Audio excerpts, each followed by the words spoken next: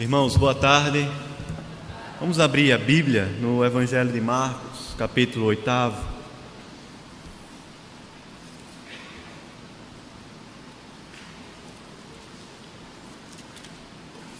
Evangelho de Marcos, capítulo 8.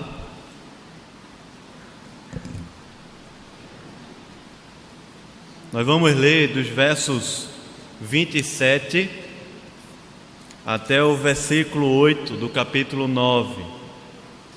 Marcos, capítulo 8, versículo 27 até o capítulo 9, versículo 8.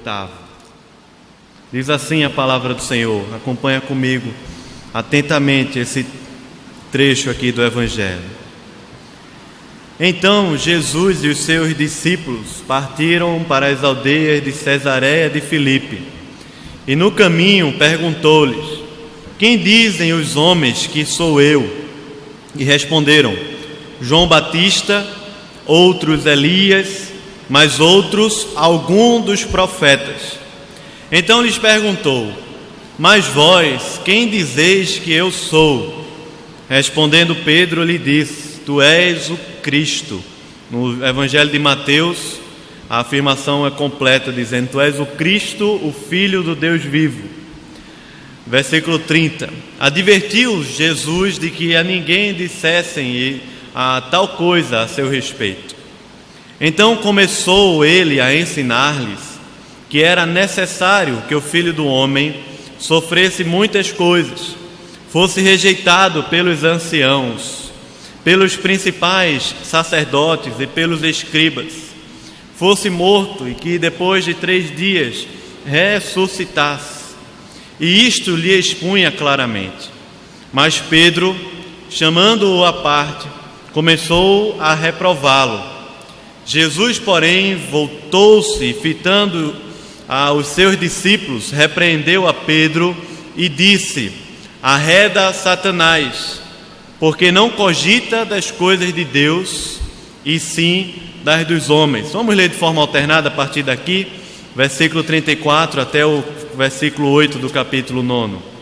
Então, convocando a multidão e juntamente os seus discípulos, disse: se alguém quer vir após mim, a si mesmo se negue, tome a sua cruz e siga-me.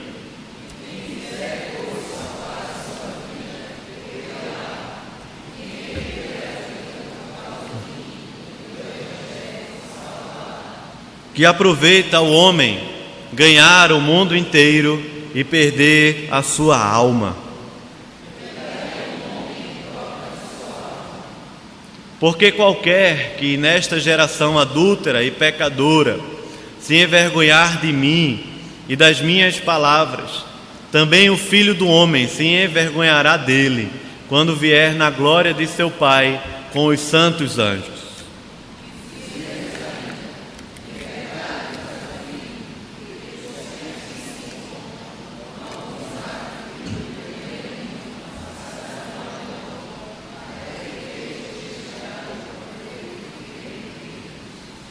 Seis dias depois, tomou Jesus consigo a Pedro, Tiago e João, e levou-os sóis à parte a um alto monte. Foi transfigurado diante deles.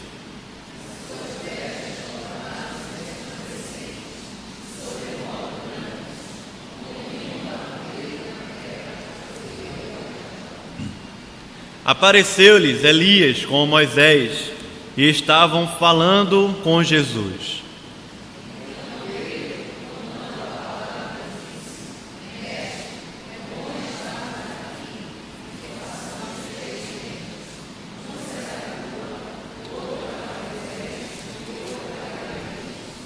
Pois não sabia o que dizer, por estarem eles aterrados.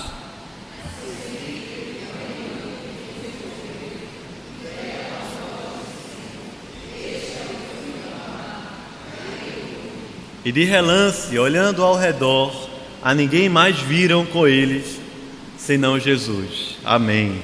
Vamos orar, irmãos, por favor, mais um tempo de oração. Pai, nós queremos te louvar, Senhor, porque temos a Ti como Senhor da nossa vida, como nosso pastor que cuida, que nos apacenta.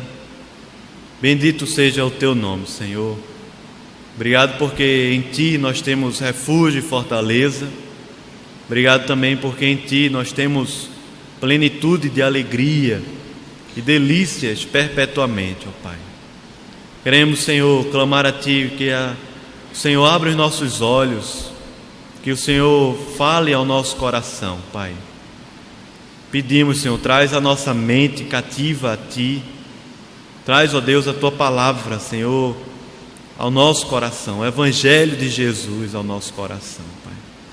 Mais uma vez a gente, como temos orado aqui, Senhor, queremos pedir que o Senhor afofe e visite o leito de Mel, Pai. Abençoa ricamente, Senhor, para que ela também sinta e perceba a Tua presença, o Teu cuidado, o Teu amor imenso por ela, Senhor. Nos abençoa aqui essa tarde, Pai, nós clamamos em nome de Jesus. Amém, Senhor. Amém. Irmãos, tenho lido nesse ano novamente os Evangelhos, e não apenas esse ano, mas de um tempo para cá, tenho sido desafiado a olhar para os Evangelhos ou para o Evangelho de Jesus de uma maneira diferente, da maneira como eu percebia antes. O Evangelho, essa palavrinha Evangelho, ela significa boas novas, né? Boas novas de salvação do Senhor Jesus para a nossa vida. Mas por muito tempo, e isso acontece com muitos de nós entendemos que o Evangelho e que essas boas novas de Jesus, o Evangelho de Cristo na nossa vida, é representado ou é classificado ou é vivido não naquilo que Deus fez pela nossa vida, e sim por aquilo que eu faço para Deus. E nós identificamos o Evangelho de maneira invertida, porque o Evangelho é a cruz, é o Senhor Jesus vindo ao meu encontro e me falando quem eu sou diante dele. É Deus vindo ao meu encontro, mandando o seu Filho, que voluntariamente se deu e encarnou e habitou entre nós, cheio de graça e de verdade. O Evangelho é Deus vindo ao meu encontro, Deus vindo ao encontro do homem, Deus vindo ao nosso encontro, falando conosco pessoalmente do seu grande amor e da obra completa, bendita, maravilhosa que o Senhor fez por nós, fez pela nossa vida.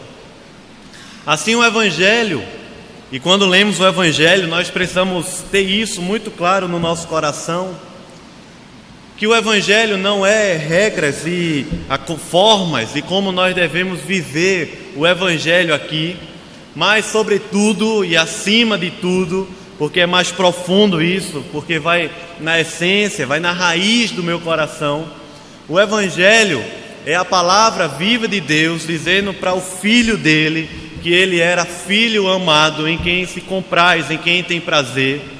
E o Evangelho de Jesus são as grandes boas novas de Deus Pai, dizendo a mim, dizendo ao nosso coração, pelo Espírito Santo, que nós somos filhos amados de Deus. E essa afirmação de Deus ao meu coração, essa afirmação de Deus ao homem, a todos nós, nos dá uma nova identidade, nos faz sermos nova criatura, nos faz sermos indivíduos que não têm a própria vida, que não têm a própria identidade, mas indivíduos que têm o coração, que têm a alma tocada, que têm a alma transformada, que têm a alma mexida e restaurada pelo Cristo, pelo Filho de Deus. É ter o coração resgatado e saber que nós não existimos em nós mesmos, mas nós existimos em Deus. Por isso nós somos nova criatura. Nós não estamos nova criatura, nem nós fazemos coisa para sermos nova criatura, mas o Evangelho é Deus em Cristo dizendo para mim que eu sou nova criatura, que eu tenho uma nova identidade. nós somos filhos amados de Deus. Amém? Você é filho amado de Deus. Mas isso custou um preço altíssimo. Nós cantamos aqui dizendo sobre o preço do nosso pecado. Custou um preço altíssimo. Mas o Filho de Deus esteve ali voluntariamente dando sua vida, pagando esse preço da graça de Deus, para que pudesse olhar nos nossos olhos e dizer essa afirmação que ele disse ao Filho: Tu és o meu Filho amado. Tu és o meu Filho amado. Assim o Evangelho, e especialmente aqui quando estamos no Evangelho de Marcos, você dá uma lida nesse Evangelho de Marcos sobre essa perspectiva, você vai ver como João Marcos está relatando, está narrando toda essa história de Jesus, toda a história da vida de Jesus, do reino de Deus, toda a história do propósito pelo qual Deus enviou o seu Filho amado aqui na terra, não na perspectiva daquilo que Jesus disse aos discípulos para fazer, mas na perspectiva daquilo que Jesus é e na perspectiva daquilo que Jesus estava imprimindo no coração dos discípulos.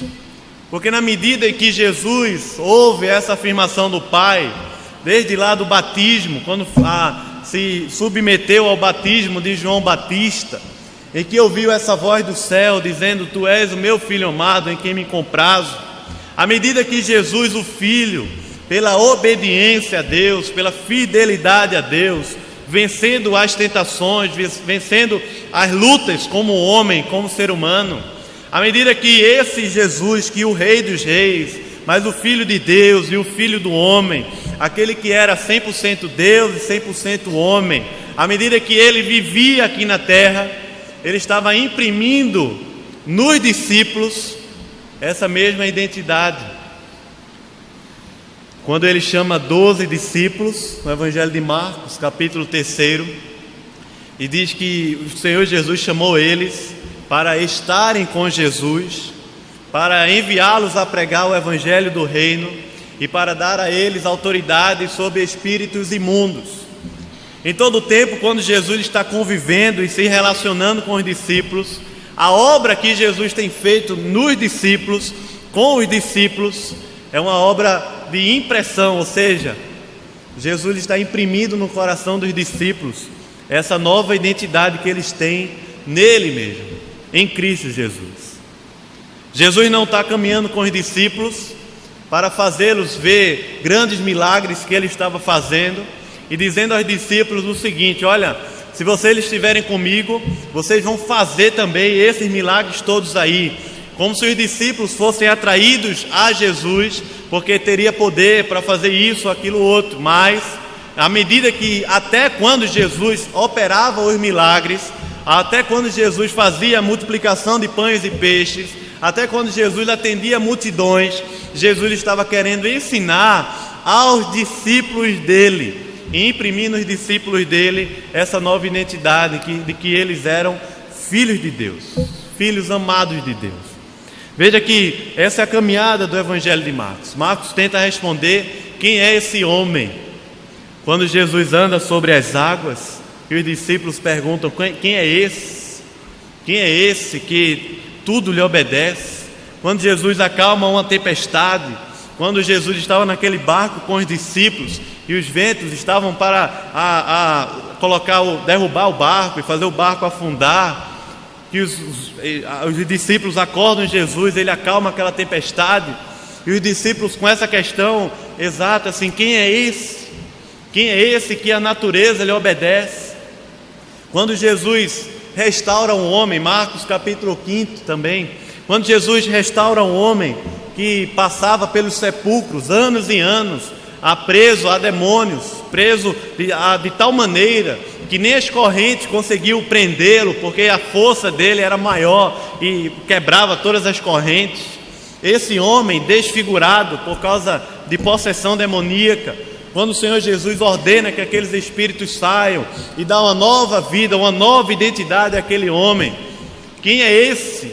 Quem é esse Jesus que até os espíritos imundos se submetem a ele? Quando Jesus alimenta uma multidão com apenas 5 pães e 2 peixes, quem é esse? Quem é esse que, com apenas 5 pães e 2 peixes, alimenta uma multidão de aproximadamente 5.000 pessoas e ainda sobra cestos de comida? Mas os discípulos, nesse processo de descoberta, nesse processo em que eles estão conhecendo Jesus, mas também conhecendo a missão, o propósito pelo qual Jesus os chamou para andar com eles, os discípulos duvidaram bastante. Os discípulos tinham questões, eles não sabiam ainda exatamente qual era esse caminho de Jesus. A própria família de Jesus tinha muitas questões sobre Jesus. Em Marcos capítulo 3, quando o Senhor Jesus é questionado por 2 grupos, Jesus é questionado pela própria família. A família vai ao encontro de Jesus e dos discípulos e disse assim: olha, esse homem está fora de si, esse homem está louco, ele está fora de si. A família vai ao encontro de Jesus com essa afirmação, e quando estão lá na casa em que Jesus estava com os discípulos, a família chama Jesus, os discípulos falam a ele assim: tua família está aí te chamando. Quando Jesus diz assim: olha, a minha família é todo aquele que faz a vontade de meu Pai, são esses, meus irmãos, minhas irmãs e minha mãe. Todo aquele que faz a vontade do meu Pai, esse sim é minha família. Mas também quando Jesus é questionado por religiosos, por fariseus, dizendo não que ele estava louco apenas, mas que tudo aquilo que Jesus operava, tudo aquilo que Jesus fazia, era pelo poder de Beelzebu, o maioral dos demônios. O que os fariseus estavam dizendo é que Jesus não era o Filho de Deus, Jesus não era esse Filho amado de Deus, com essa voz que veio dos céus, o Pai a ele, mas Jesus fazia tudo isso porque ele era enviado de Beelzebu, ele fazia na autoridade do maioral dos demônios. E sabe, irmãos, o que mais nos mantém firmes na nossa caminhada, isso nós vemos em Jesus, porque Hebreus diz que o Senhor Jesus aprendeu a obediência pelas coisas que sofreu. Então, o Senhor Jesus está vivendo também essa caminhada como homem, como ser humano, a caminhada de alguém que ouviu a voz dos céus, dizendo a ele que ele era filho amado de Deus.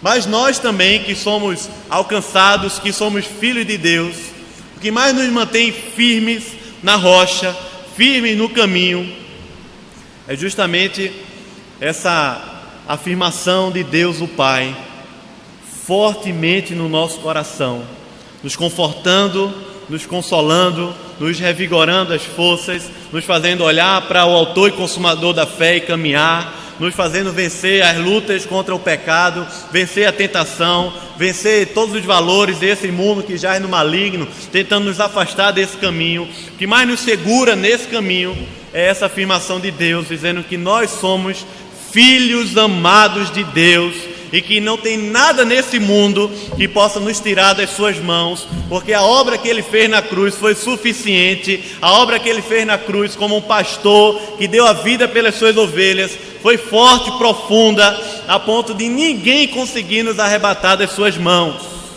porque nós somos filhos de Deus.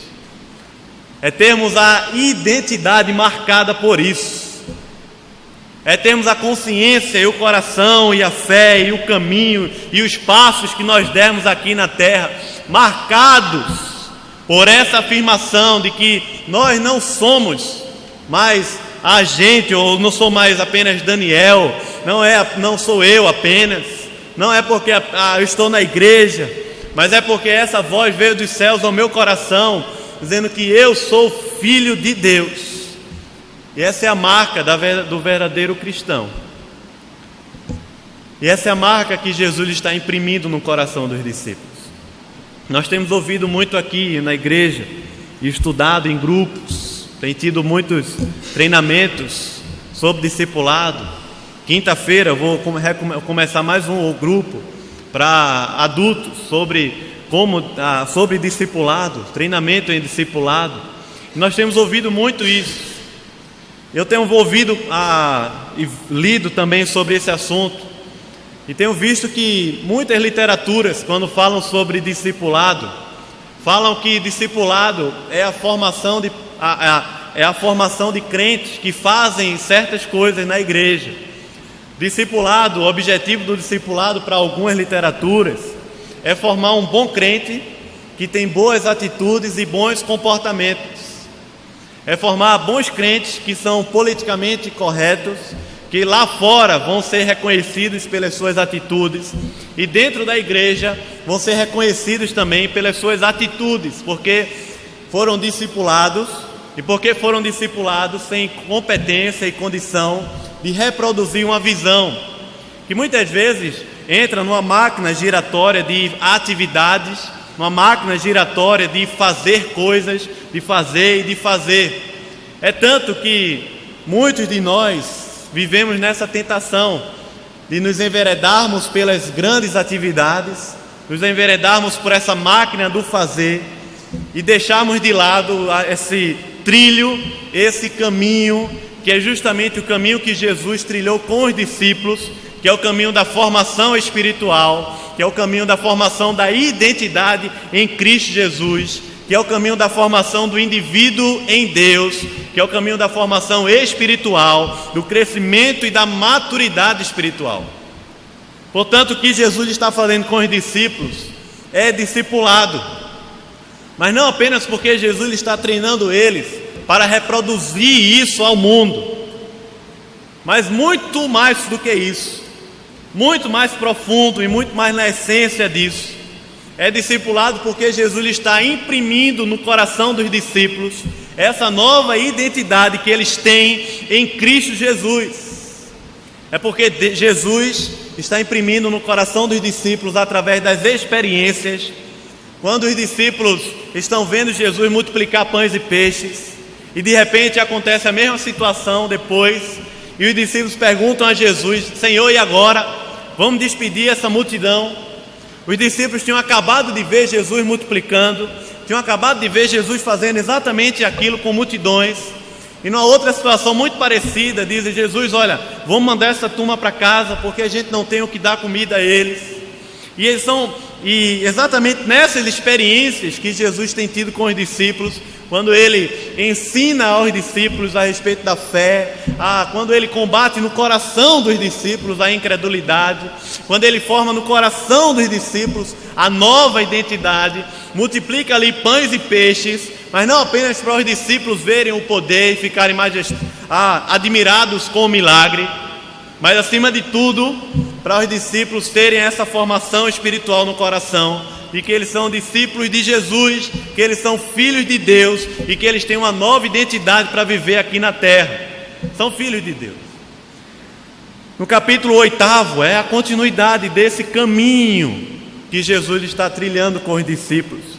É um caminho que Jesus está imprimindo no coração essa verdade absoluta, que em Cristo Jesus nós somos chamados de filhos. Veja que ele traz aqui o Evangelho de Marcos, ele é mais sintético do que o Evangelho de Mateus, mas ele traz aqui algumas situações que no Evangelho de Mateus também nós conhecemos, nós podemos ler. Mateus capítulo 16, Mateus capítulo 17, exatamente o texto correspondente a esse aqui que nós lemos, capítulo 8 e 9 de Marcos. E quando Jesus pergunta aos discípulos, dizendo assim: olha, o que diz o povo a respeito de mim? Alguns já tinham dito que ele fazia aquilo pelo poder de Beelzebul. A sua própria família havia dito que ele estava fora de si, estava louco. Mas Jesus pergunta aos discípulos a respeito do que o povo tem dito sobre quem Jesus é, sobre a identidade dele. E aí alguns dizem assim: olha, tem gente que diz que o Senhor é Elias, alguns dizem João Batista, outros dizem que é algum dos profetas. E aí o Senhor pergunta aos discípulos, dizendo assim: e vós, quem vocês dizem que eu sou? Quando Pedro se levanta no meio dos discípulos, diz assim: olha, tu és o Cristo, o Filho do Deus vivo. Lá no Evangelho de Mateus, nós lemos a continuidade desse momento aqui dos discípulos, quando Jesus diz a Pedro que ele é bem-aventurado, porque quem revelou a ele não foi carne e sangue, mas foi o Pai que está nos céus. Mas diz também que assim como ele é Pedro, assim como ele é aquela pedra pequena, o Senhor Jesus diz que sobre essa pedra, sobre essa grande rocha, ou seja, sobre o Cristo, Filho do Deus vivo, sobre essa pedra o Senhor edificaria a sua igreja, e as portas do inferno não iriam prevalecer contra ela, porque a sua igreja é edificada e arraigada sobre a rocha que é Cristo, sobre essa nova vida, nova identidade. Ela vai avançar e as portas do inferno não vão prevalecer contra ela. E aí o Senhor diz a Pedro assim: olha, dar-te a chave do reino dos céus. À medida que você vai ligar na terra o que já foi ligado nos céus, e você vai desligar na terra o que já foi desligado nos céus. Ou seja, essa igreja arraigada, enraizada na pedra, a pedra fundamental, na pedra angular, em Cristo, o Filho do Deus vivo, essa igreja do Senhor tem como propósito maior aqui realizar os propósitos de Deus para a nossa vida e os propósitos de Deus para essa terra. Mas logo depois disso, o Senhor Jesus começa a expor para os discípulos a respeito de uma perspectiva no Evangelho que é muito difícil para nós, que é a perspectiva do sofrimento. Diz aqui no texto, versículo 31 que nós lemos, que era necessário que o Filho do Homem sofresse muitas coisas. Interessante, porque quando Jesus começa a falar sobre isso, sobre o sofrimento, os discípulos passam a repreendê-lo. Os discípulos passam a não entender mais o que Jesus estava falando, porque para esses discípulos, o entendimento ainda do Evangelho do Reino, o entendimento ainda sobre o ensino a respeito do reino dos céus, era o entendimento de que o Cristo, o ungido de Deus, veio ao mundo para destituir o poder de César, para libertar o povo de Israel das mãos do Império Romano, para sentar lá na cadeira de Roma e para governar e reinar sobre a terra à medida ou da mesma forma que Davi reinou, ou ainda maior do que Davi. Então havia uma expectativa no coração desses discípulos que esse Jesus, mesmo sendo Filho de Deus, mesmo tendo visto os milagres, mesmo tendo ouvido a respeito do reino dos céus, havia ainda no coração desses discípulos uma expectativa a respeito desse evangelho, que era uma expectativa social, era uma expectativa pessoal, era uma expectativa política, era uma expectativa econômica, emocional. Havia uma expectativa de que esse evangelho do reino que Jesus estava proclamando, que Jesus estava ensinando, não fosse revelado e fosse completado quando ele destituísse o poder do Império Romano, de César, e sentasse lá e se tornasse o Rei dos Reis. O fato é que o caminho que Jesus trilhou não foi o caminho do Império Romano, mas foi o caminho de Jerusalém. E o caminho que o Senhor Jesus trilhou não foi o caminho do trono, não foi o caminho do grande assento do rei, mas foi o caminho da cruz, foi o caminho do sofrimento. E o Senhor Jesus começa a falar com os discípulos a respeito de uma parte desse evangelho, de uma parte da natureza humana, daquilo que o Senhor Jesus iria passar aqui na terra para cumprir os propósitos eternos de Deus para Ele e também para cumprir os propósitos de Deus para nós, nessa impressão da identidade em nosso coração.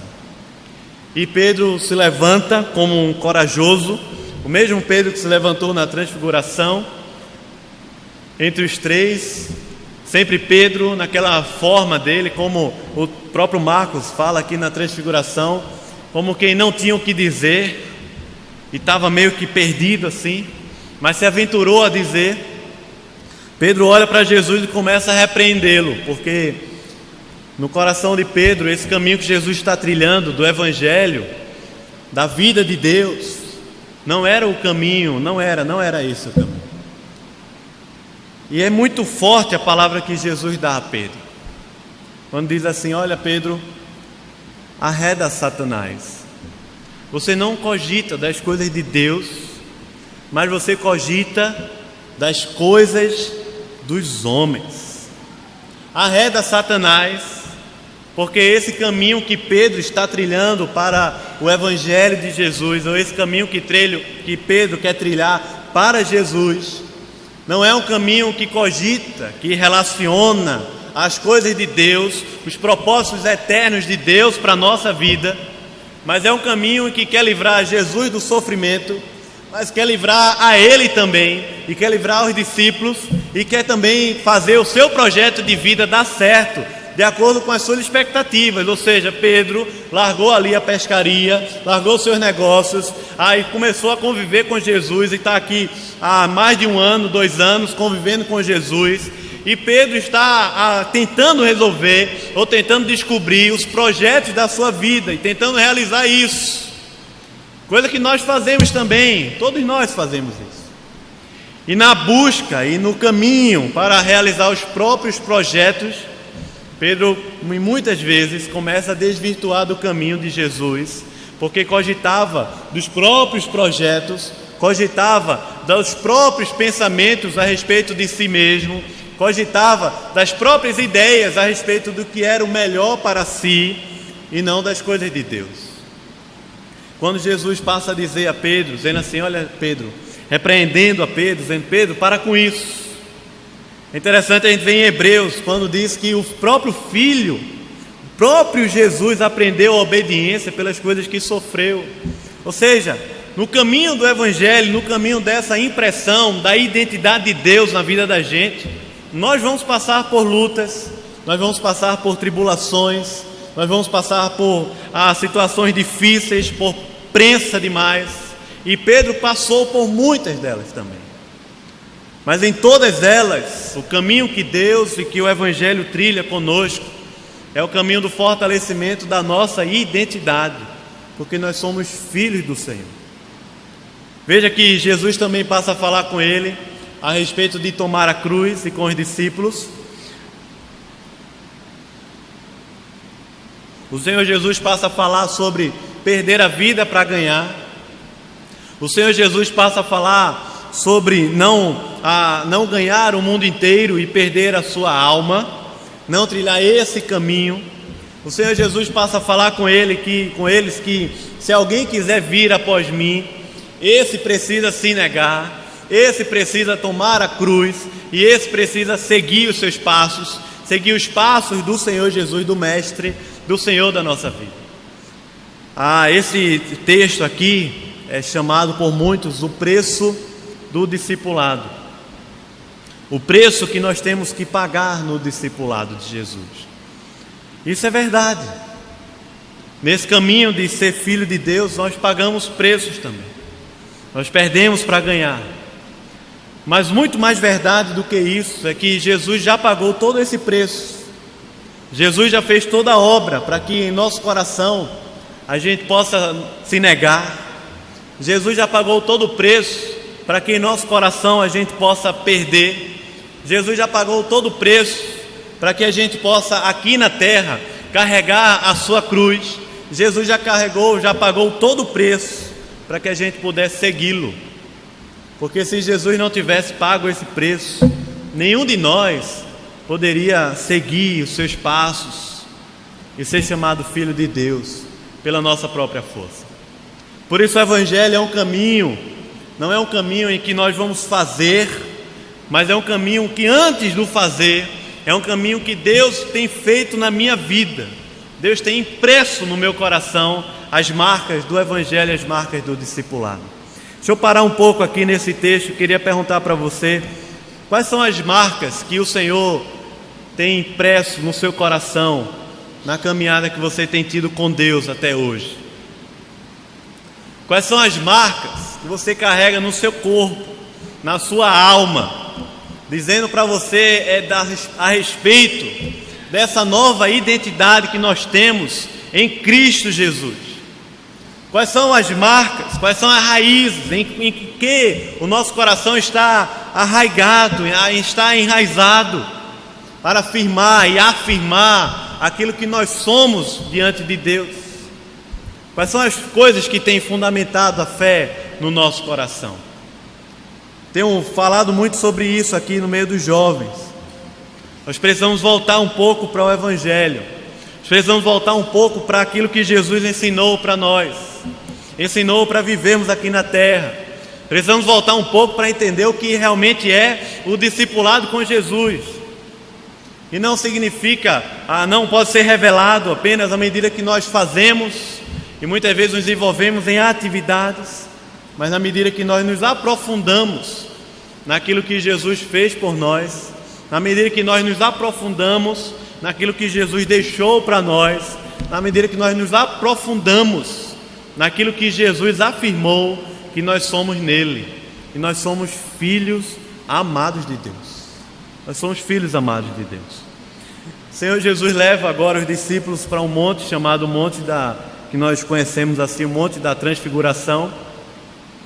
O Senhor Jesus tem um corpo transfigurado, e ali aparece também Elias, e aparece também Moisés, transfigurado, com corpo de glória. Jesus não leva os 12 discípulos, Jesus leva 3, que são os discípulos que eram os discípulos mais próximos de Jesus. Jesus leva Pedro, Jesus leva Tiago e Jesus leva João. E nessa experiência, na transfiguração, é uma experiência tremenda que eles viveram ali, a tal ponto que Pedro, como eu já falei, não sabendo o que dizer, disse: Senhor Jesus, vamos fazer o seguinte, a gente faz 3 tendas aqui nesse monte, uma vai ficar para o Senhor, outra para Moisés e outra para Elias. O que Pedro queria ali era manter aquela experiência, manter aquilo que ele estava vivendo naquele monte da transfiguração. Mas o Senhor Jesus não levou Pedro e Tiago e João até lá, apenas para mostrá-los, apenas para que eles vivessem uma experiência, mas porque o Senhor Jesus, através daquela experiência, queria afirmar também ao coração dos discípulos, e porque Deus, o Pai, através daquela experiência, queria também afirmar ao coração de Jesus aquilo que ele era. E é muito interessante aqui. Moisés, a lei do Senhor, se submetendo a Cristo. Elias, representando os profetas, se submetendo a Cristo nesse monte, afirmando: esse é o Cristo, esse é o prometido, esse é aquele que veio reinar, que veio resgatar, que veio redimir o seu povo. É esse aí, é esse Jesus que é o Cristo. Mas mais surpreendente ainda é essa voz que vem do céu e diz a Cristo, diz ao Filho, a mesma voz que disse a ele no batismo, no início do ministério, a mesma voz dizendo aqui ao Filho: este é meu Filho amado, em quem eu me comprazo, em quem eu tenho prazer. Irmãos, essa é a afirmação da identidade do Filho de Deus. Mas em Cristo Jesus, essa é a afirmação da identidade do Filho de Deus. Quando lemos lá em Isaías 53, quando o Senhor Jesus, quando o profeta Isaías, profetizando a respeito do Messias, que o castigo que nos traz a paz estava sobre ele, que ele foi traspassado pela nossa iniquidade, diz lá em Isaías 53, que ele verá o trabalho, o fruto do seu penoso trabalho e ficará satisfeito. Ele, o Messias, verá o fruto do seu penoso trabalho e ficará satisfeito. O que isso quer dizer é que por causa da cruz do Senhor, nós podemos ouvir e ser resgatados por Deus para viver não como qualquer ser humano aqui na terra, mas para viver como filhos de Deus aqui na terra. E para buscarmos a Deus, e para buscarmos a Ele em oração, e para buscarmos a Ele na palavra, não para nos tornarmos alguma coisa, mas porque já somos e já ouvimos essa voz, para alimentar essa certeza no coração de que nós somos filhos de Deus, para nós nos mantermos firmes contra as ciladas do diabo, que muitas vezes se levanta para nos acusar, se levanta para nos colocar para distante de Deus, se levanta para dizermos que não somos filhos, se levanta para dizermos que somos de Beelzebu, que fazemos isso e aquilo outro para agradar a Beelzebu e não a Deus. Irmãos, para nos mantermos firmes contra todas essas setas do diabo dizendo para nós que não somos filhos de Deus, porque é o escudo da fé que vai nos manter firme, como Paulo fala em Efésios. Mas também é essa afirmação diante de Deus que nós ouvimos, que somos filhos por causa do seu grande amor por nós, que nos mantém firme e nos conduz para o serviço, para apresentarmos a nossa vida a Deus em serviço, em ministério, não para conquistarmos alguma coisa, porque Cristo já conquistou por nós. Mas na medida que nós servimos a Deus, na medida que nós servimos a Deus no ministério na igreja, mas também no ministério lá fora no trabalho, na medida que nós servimos a Deus em um caminho de integridade, na medida que nós trabalhamos para a glória de Deus, irmãos, essa identidade vai sendo reafirmada e tratada no meu coração, que nós somos filhos de Deus, e nós podemos buscá-lo e desfrutar da sua presença por causa disso. Mas na medida que eu faço discípulos, porque é um mandamento dele, o Senhor Jesus chamou os discípulos, disse assim: eu quero que vocês estejam comigo, eu vou enviá-los a pregar o evangelho do reino, e eu vou dar a vocês autoridade. Quando Jesus já ressurreto fala com os discípulos, diz assim: vocês vão por todo mundo, vocês façam discípulos em todas as nações, vocês vão incluí-los no corpo de Cristo, batizando-os em nome do Pai, do Filho e do Espírito Santo. E vocês vão ensiná-los a guardar a minha palavra, guardar a palavra do Evangelho, guardar a palavra de Deus, todas as coisas que eu vos tenho ordenado. E uma promessa maravilhosa: eu estou com você todos os dias, até a consumação dos séculos. À medida que nós fazemos discípulos, para que Deus, o Pai, imprima no meu coração e no coração de outros, e que nós somos filhos de Deus. E tenha certeza que se Deus não fizer isso no coração de alguém, e no nosso coração, não tem nenhum de nós que vai ter poder para fazer isso. Então, à medida que nós discipulamos, nós fazemos isso porque Deus já está fazendo uma obra na vida do outro, e nós fazemos isso na expectativa, não que o meu caminho de discipulado com Ele resgate, restaure, renove, faça um milagre na vida dele, mas nós fazemos discípulos na expectativa que Deus, no seu caminho, no caminho que Deus trilha para alcançar o coração do homem, nós fazemos discípulos na expectativa que Deus faça a obra dele, dizendo: é meu filho em quem eu tenho prazer, é o meu filho amado. Portanto, quantas vezes nós não precisamos na caminhada da gente, na nossa vida com Deus, no nosso ministério, quantas vezes como família, como maridos, como esposa, como filhos, como pais, quantas vezes nós não precisamos resgatar no nosso coração essa verdade do Evangelho de Jesus, que nós somos filhos de Deus. Talvez você esteja aqui hoje, chegou com o coração perdido e queira dizer: Deus, eu quero ouvir novamente o teu Espírito testificando com o meu espírito que eu sou o teu filho.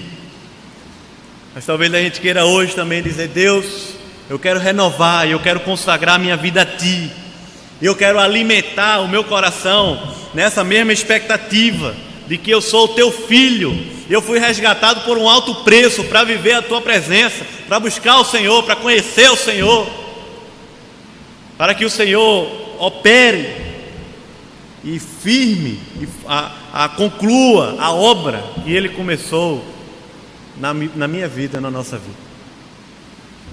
Tanto é tempo de nós ouvirmos novamente essa voz do Senhor, e nós percebemos que o caminho do Evangelho com a nossa vida é um caminho que Deus opera em nosso meio para sermos filhos dele.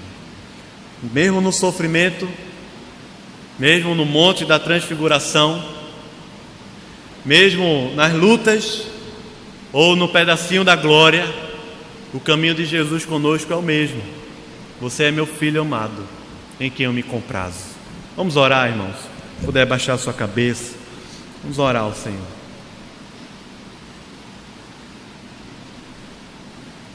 Orando e também preparando o nosso coração para a ceia do Senhor.